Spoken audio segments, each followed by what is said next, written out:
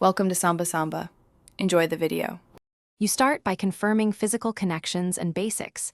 Check the HDMI or DisplayPort cable and make sure the monitor or TV speakers are powered.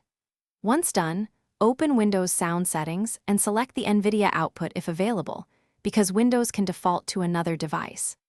Next, open Device Manager and look for Nvidia High Definition Audio. If it shows a warning, you'll address drivers next. This gets the first problems out of the way, so you can tackle deeper issues. Now you focus on drivers and configuration.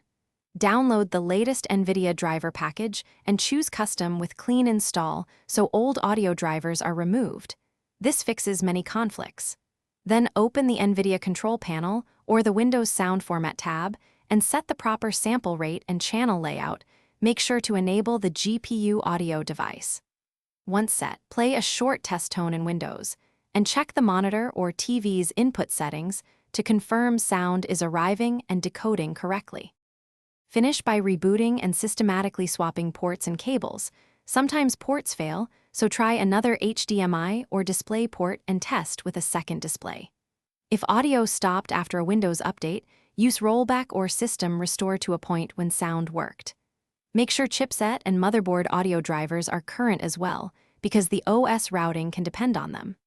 Troubleshooting tip: if still dead, temporarily install the previous Nvidia driver. Drivers often reintroduce working audio when newer drivers break. Thanks for watching. Consider subscribing if we helped you.